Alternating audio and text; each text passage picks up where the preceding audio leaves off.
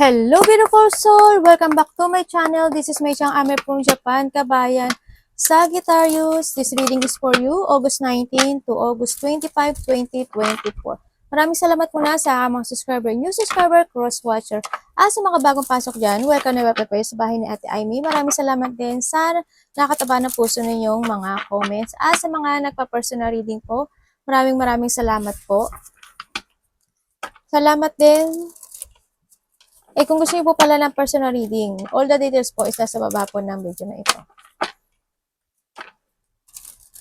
This is a general reading, Sagittarius. Ba't ko yung Leo?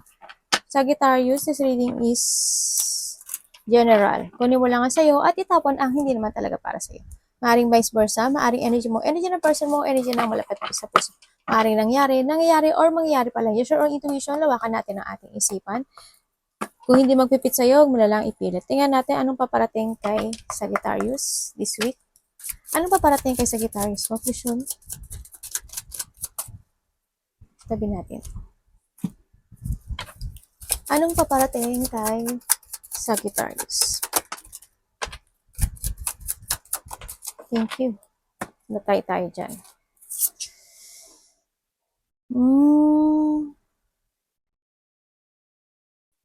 Sagittarius, ingat ka kasi may tao na maaring hindi mo makakasundo. Maaring related to sa trabaho sa iba sa inyo.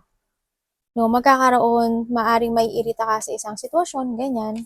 Baka mairita ka sa mga hinihintay mo na hindi agad dumating, o kaya mairita ka sa mga kasamahan mo sa trabaho, sa paligid mo, o kaya may mga argument, may mga battle, may mga tension daw na magaganap, yan paparating sa'yo. Nagkakaroon ng mga competition sa'yo, no, sa nakita ko dito. Ingat ka talaga, as in, may mga mayroon talaga akong dito na may mga tao dito na naiinggit at nagagalit sa iyo. As in, meron. May mga toxic person ako nakikita sa paligid mo na gusto kang ibuwal, gusto kang wasakin. No? Kumbaga, din yung nakikita ko rin na paparating din yung mga tao matataas ang ego, magkakaroon ng lack of cooperation or lack of control, maaring may mga hindi kayo magkasundo na mga kasama mo sa trabaho, mga kapatid mo, mga nakakausap mo, yan. Magkakaroon ng away sa iba. Malaki man umalit ito. Yan, may mga aggression, may mga agreement, may battle sa iba. No? So, I hope walang mag-away when it comes to a territorial, no? Sa nakita ko dito. Yan, mukhang may mga ganun, baka may mga pag-uusapan kayo sa territorial. Ingat ka rin, no, sa nakita ko dito.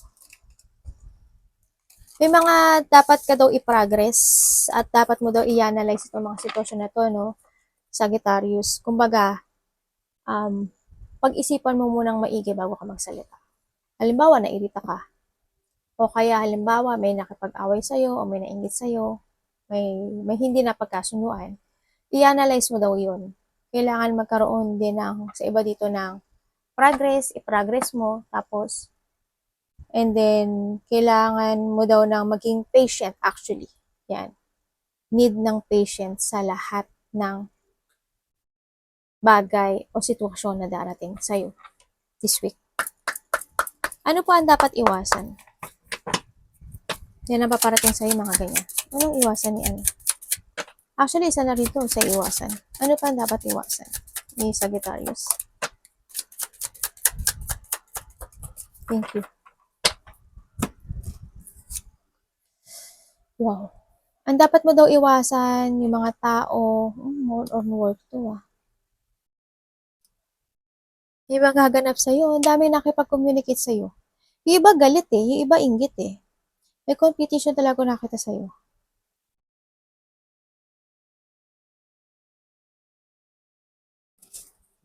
Tingnan ko nga.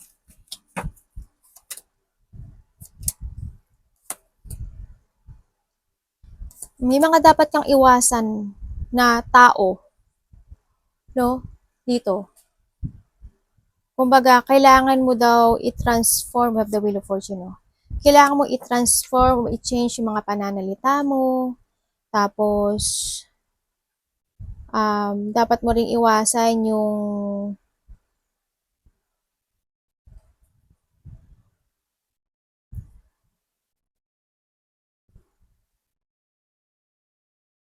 kailangan mo daw mag-relax eh. Sagittarius, hindi ko alam kung ikaw eh, o may malapit sa puso mo. Baka ikaw no, sa iba, ikuhanin mo lang, baka may sumakit ang tiyan, bandang tiyan. Ikaw or anak mo, yun ang nakikita ko dito.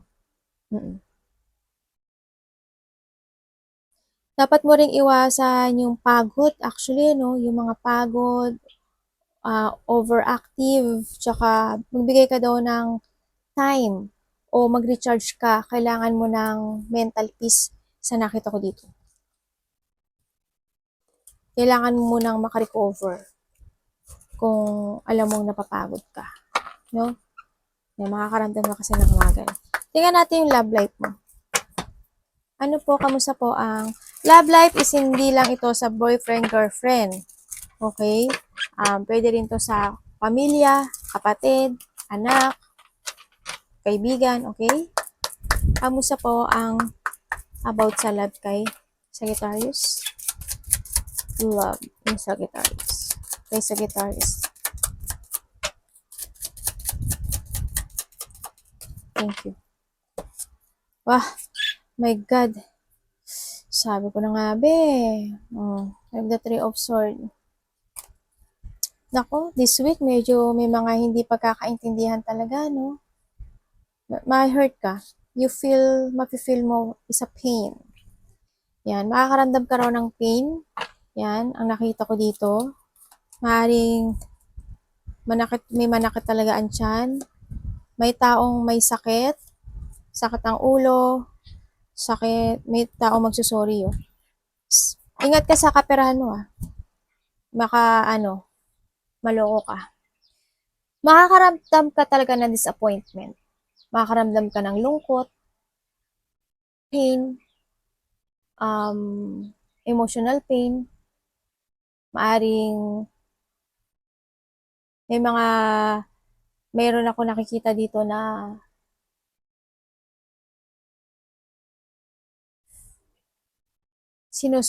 may susuportahan ka eh. May susuportahan ka dito na mayroong problema sa pera. Ganyan, ang nakita ko. Magkakaroon ba ng separation? Sa iba dito magkakaroon ng separation. May unhappiness ako nakikita sa iyo eh. May depression actually sa iba. Kuhanin mo lang yung dito. Maaaring may karoon talaga ng conflict, malaki man o mali ito, o baka hindi lang magkaintindihan. May sadness, may hurt ka, may trauma, ako nakikita dito.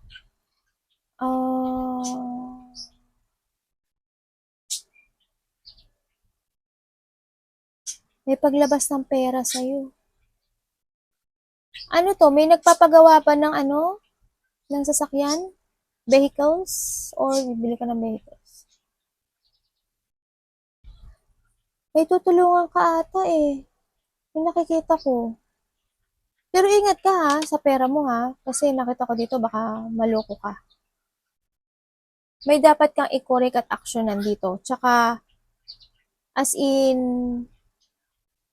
makakaramdam ka rin ng iba sa inyo na feeling hopelessness sa ibang bagay, sa ibang aspeto ng buhay mo.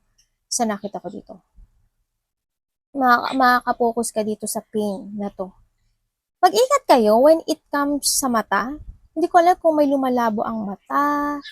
Hindi ko alam kung may mau-ospital o nagpapa-ospital or confine o kaya may tao dito na kailangan ng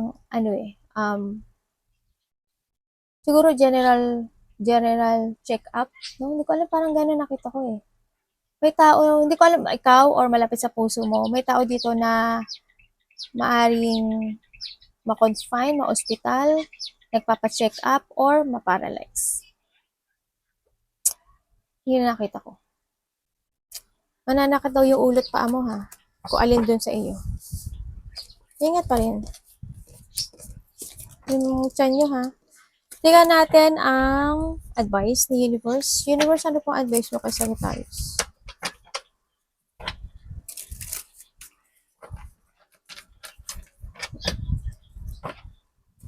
Alam mo, ang nakikita ko sa'yo dito, makakaramdam ka raw na parang you feel alone.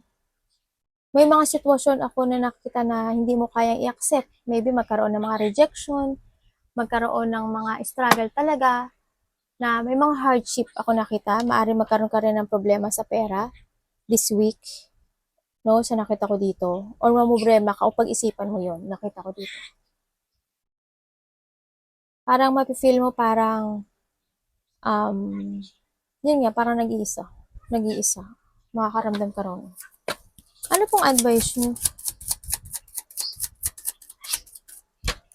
Maaaring may mga tao dito na hindi nila may tao or mga tao na hindi nila ma-recognize yung ginagawa mo. Yung ginagawa mo, hindi nila ma-recognize yun. O hindi mo mararamdaman sa kanila yun. Yan. Advice po kay Sagittarius. Sagittarius advice. Thank you po.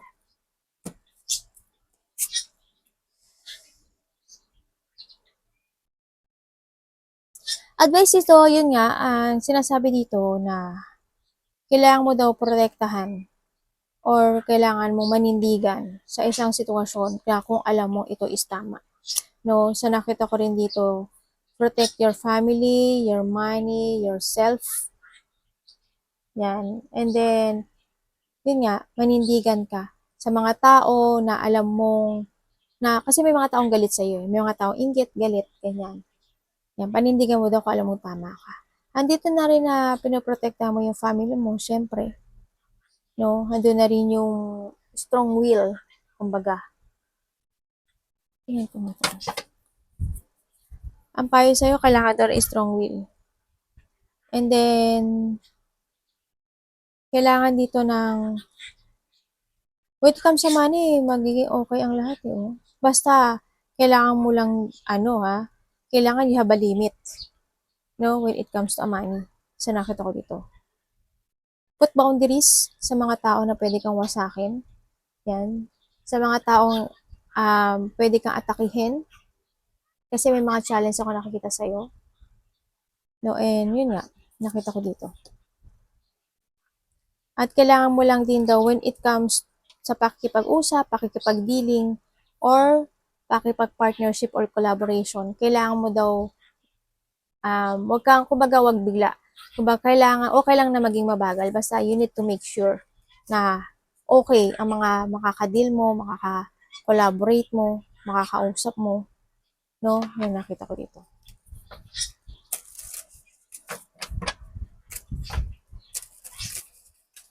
Strong will, Iba dito, magiging busy na daw kayo sa trabaho nyo.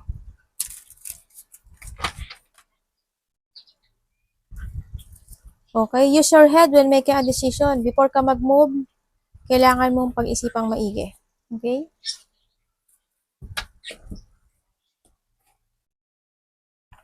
Gagawin ni ano?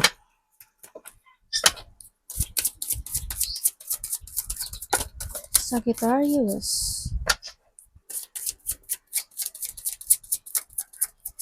Ay, talaga.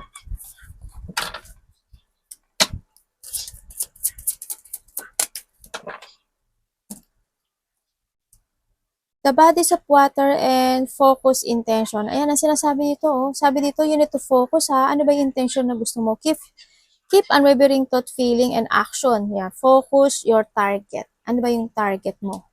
Diba? Target mo, syempre, magkaroon ng pera, diba? Mga pagkakakitaan. You need to focus. Kailangan alamin mo kung ano ba ang iyong tatargetin.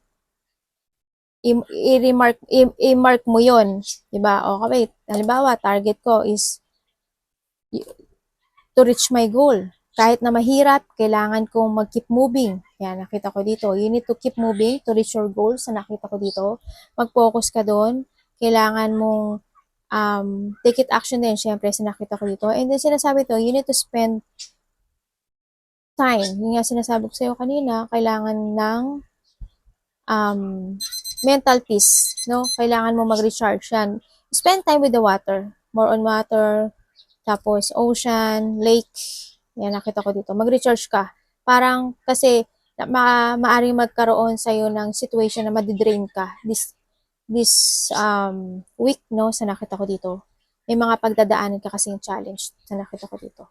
Baka madrain ka, yan. O kaya mag-ano ka, mag-bathtub ka, tapos with the sounds of music. Kung wala kang bathtub, um, tumambog ka. Maligo ka, tumambog ka sa ano, sa isang malaking balde o kaya naman makinig ka ng music. Yan, meditate. Also, meditation is the best. No, sa nakita ko dito. Para kay sa guitar expression. Targetin mo kung ano ba talaga yung ano ba yung gusto mong i-focus at ano ba yung intention na gusto mong mangyari sa buhay mo. Kailangan witcom din dito sa focus, sa nakita ko dito. Kailangan mo mag-focus. Sabi ko nga sa'yo, you need to think muna bago ka mag-action, ha? Bago ka magsalita, isipin mo muna. Okay? Ang nakita ko dito. Kailangan ganun. We have the lion. Ayan, maybe you are dealing with the lion and the love. Ayan, sabi nga dito, kasi more on dito, so nakita ko dito sa umpisa pala, siguro more on love yourself. Yan. Nakita ko dito, kailangan mo lang daw mag-move forward sa mga positive thing sa lahat, sa bawat area ng buhay mo. Kumbaga, wag kang, sabi mo, with the focus nga, di ba? Focus to yourself. Mag-focus ka sa future. Wag doon sa sitwasyon na makakapagbigay sa'yo ng frustration, makakapagbigay sa'yo ng depression, yan. Wag ka doon mag-focus, no? Kaya sinasabi dito, the love.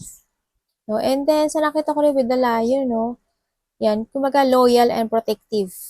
Yan, kailangan mong protektahan and protektahan mo yung aura mo, no? Naglipas si Charge. Ayan, kailangan mo talagang mag-charge, oh. Charge ahead magnificently ang sinasabi dito. Kailangan mo maging lion. Protekta mo yung sarili mo, yung aura mo, yung energy mo. Yan nakita ko dito. Kailangan mo ng strength dito for being a lion. Kailangan ng lakas ng loob, katatagan, tibay ng loob. Nakita ko dito, no? Strength lang. Yan. Kung ano may mga challenge na darating sa'yo this week, mag-focus ka sa future, huwag ka ma-depress, huwag ka mag-focus sa pain, sa mga magaganap sa'yo, okay? Arigatou namaste, God bless.